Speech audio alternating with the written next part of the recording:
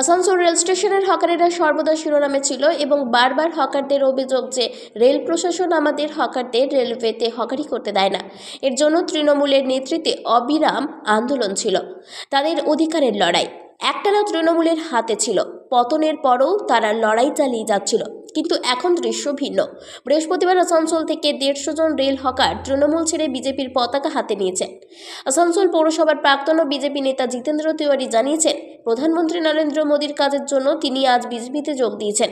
স্টেশনের বেশ কিছু হকার ভাই আছে যারা তৃণমূল কংগ্রেসের ইউনিয়নের সঙ্গে ছিল, তারা ঠিকভাবে পরিষেবা পাচ্ছিল না। তাদের যে বিভিন্ন সমস্যা সেটা তৃণমূল কংগ্রেসের নেতারা ঠিক অ্যাড্রেস করছিল না, তাই তারা এসে আজ ভারতীয় জনতা পার্টির নেতৃত্বে কাজ করবে, বিজেপির পতাকা তলায় কাজ করবে, এই ধরনের একটা অঙ্গীকার করেছে। প্রায় 150 জন এসেছিল। সেটা তো আমরা বসে পরে আলোচনা করব। আমরা ঠিক করেছি যে আগামী 19 তারিখ সম্ভবত আমরা ওদেরকে নিয়ে একটা ফার্স্ট কনফারেন্স একটা হবে, ওদের সম্মেলন হবে। সে সম্মেলনে ওদের কী কী সমস্যা আছে সেটা আলোচনা করব আমরা। তারপর যারা কর্তৃপক্ষ আছে তাদের সঙ্গে কথা বলে সেই সমস্যার সমাধানের চেষ্টা আমরা করব। তৃণমূল নেতৃত্ব বলছে ভুল বুঝিয়ে ওদেরকে আনা হয়েছে। তো তৃণমূল আবার ঠিক বুঝিয়ে নিয়ে চলে যাক, কে বারণ করেছে?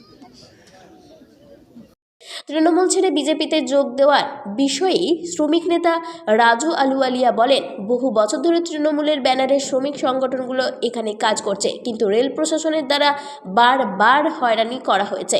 বহুবার আমরা আন্দোলন করেছি, আন্দোলন চালিয়ে গেলেন, কিন্তু প্রশ্ন জাগে, যারা এই লোকেদের বিজেপিতে যোগদান করেছে তাদের কি বিজেপিতে যোগ দেওয়ার অধিকার আছে? তিনি কি কোন দলে আছেন? নিরীহ মানুষকে প্রলুব্ধ করে এই কৌশল খেলা হয়েছে, সময় হলেই সব পরিষ্কার হয়ে যাবে।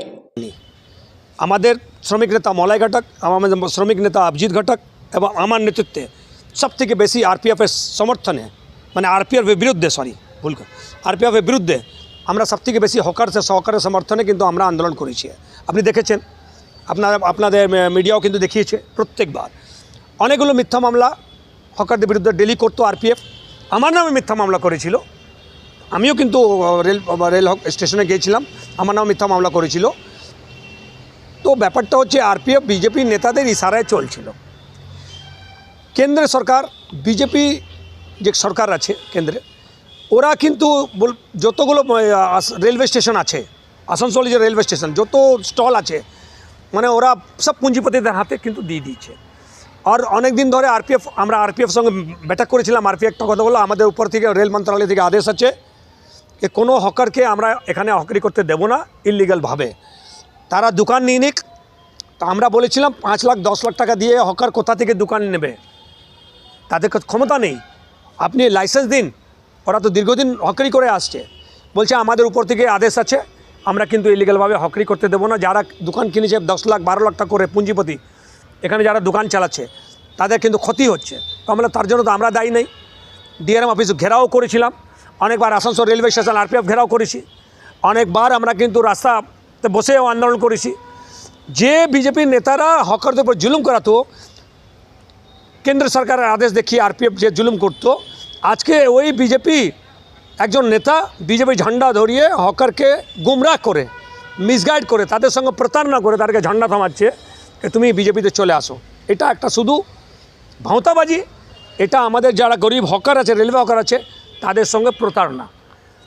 শ্রমিকদের আন্দোলনে শ্রমিকদের রক্ষা আমাদের মাটি মানুষের সরকার আমলে কোনো শ্রমিকের উপর অত্যাচার হয়েছে, কিন্তু আমরা তাদের পাশে দাঁড়িয়েছি।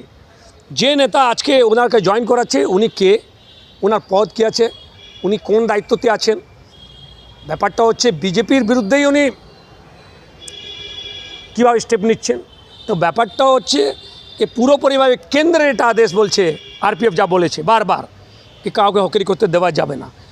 তো এই যে আজকে হকারদের সঙ্গে যে প্রতারণা করা হয়েছে, এটা মানুষ বুঝে গেছেন।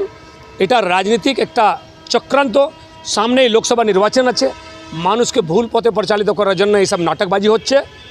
এই নাটকবাজি চলবে না। কালকেও হকার আমাদের সঙ্গে ছিল। এই যে হকার্স বলছে কি হকারদেরকে নিয়ে বিজেপি জয়েন করেছে, যারা সচ্চা শ্রমিক আছে, যাদের উপরে জুলুম করেছে আরপিএফ, যাদের উপরে বিজেপি নেতারা জুলুম করেছেন, তারা কিন্তু কোনোদিন বিজেপিতে যাবেন না। এটা কিন্তু আমি জোর গলায় বলতে পারি, আর এটা আমি কিন্তু চ্যালেঞ্জ করতে পারি যে যারা আজকে ওখানে জয়েন করিয়েছেন, যারা জয়েন করিয়েছেন, তাদের কি আইডেন্টিফিকেশন আগে এটা ক্লিয়ার হোক। কি উনি ওই হকারদের রক্ষা করতে পারবেন? কেন ওনারই তো সরকারের আদেশ, কেন্দ্রীয় সরকারের তো আদেশ যে জুলুমটা হকারদের উপর হচ্ছিল।